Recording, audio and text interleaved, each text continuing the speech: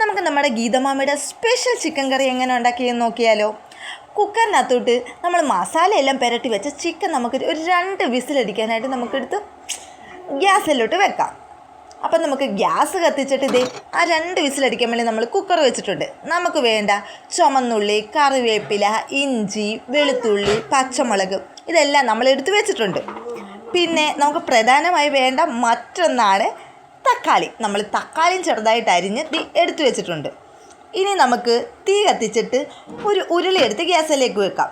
ഉരുളി ഒന്ന് ചൂടായതിന് ശേഷം നമുക്കതിനകത്തോട്ട് എണ്ണ ഒഴിക്കാം. ഞാൻ എണ്ണ ഒഴിക്കുവാണ്. ഈ എണ്ണ ഒന്ന് ചൂടായി കഴിഞ്ഞതിന് ശേഷം അതിനകത്തോട്ട് നമുക്ക് കടുകിടാം. കടുക് നന്നായിട്ടൊന്ന് പൊട്ടി വന്നതിന് ശേഷം നമുക്ക് നമ്മുടെ ഇഞ്ചി, വെളുത്തുള്ളി, ഫസ്റ്റ് നമ്മളിത് ഇഞ്ചിയും വെളുത്തുള്ളിയുമാണ് അതിനകത്തോട്ട് ഇടുന്നത്. അതൊന്ന് നല്ലോണം മൂത്തൊന്ന് വരാൻ വേണ്ടി നമ്മളിപ്പോൾ ആദ്യം നമ്മുടെ ഇഞ്ചിയും വെളുത്തുള്ളിയും അതിനകത്ത് ഇട്ടേക്കുന്നത്. അതൊന്ന് നല്ലോണമൊക്കെ ഒന്നും അതിൻ്റെ മണമൊക്കെ നന്നായിട്ടൊന്ന് വന്നു കഴിഞ്ഞപ്പോഴത്തേനും ഗീതമാമി കറിവേപ്പിലയും പച്ചമുളകും കൂടി എടുത്ത് അതിനകത്തോട്ട് ഇട്ടു. ആഹാ, എന്നിട്ട് വേണ്ടേ ഇരിക്കുന്ന സവാളക്കുട്ടനും കൊച്ചുള്ളിക്കുട്ടനും എല്ലാം കൂടി എടുത്ത് നമ്മൾ അതിനകത്തോട്ട് തിളച്ചെണ്ണയിലകത്തോട്ട് ഇടാൻ പോവാം. അങ്ങനെ കുറേച്ച് നമ്മൾ അതിനകത്തോട്ട് എല്ലാം എടുത്തിട്ട് ഇനി നമുക്ക് കറിവേപ്പില ബാക്കിയുള്ളതും കൂടി അതിനകത്തോട്ട് എടുത്തിടാം. അങ്ങനെ മൊത്തം കറിവേപ്പില അതിനകത്തോട്ടിട്ട് ഇനി നമുക്കൊന്ന് ഇളക്കി കൊടുക്കാമല്ലോ. നന്നായിട്ട് അങ്ങ് ഇളക്കുക.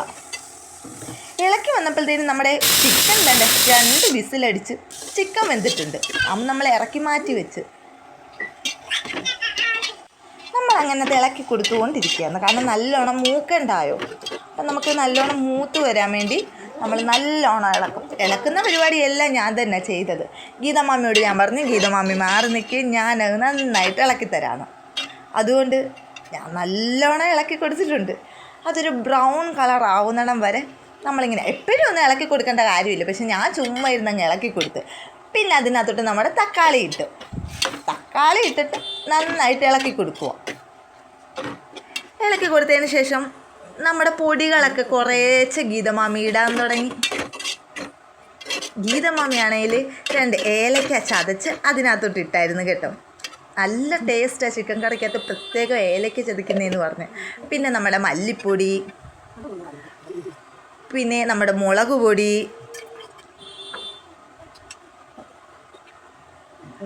പിന്നെ കുരുമുളക് പൊടി,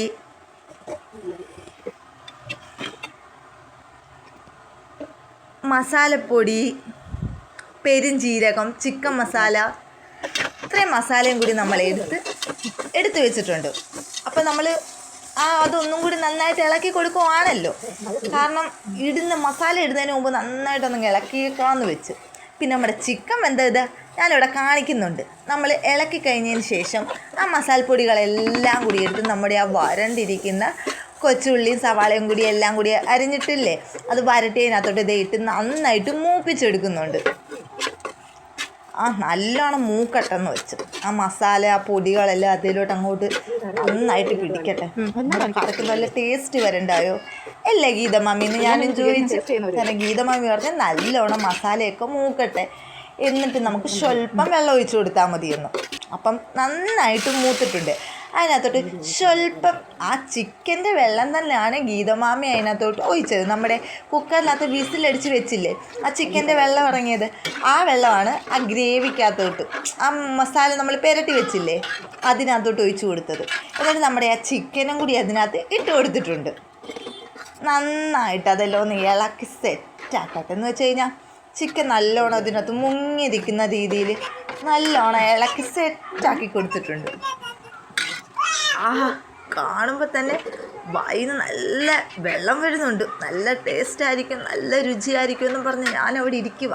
പെട്ടെന്ന് ഇതൊന്ന് വെന്ത് കിട്ടിയിട്ട് എനിക്ക് സ്വല്പം ചോറിൻ്റെ കൂടെ കഴിച്ചാൽ മതിയൊന്ന്.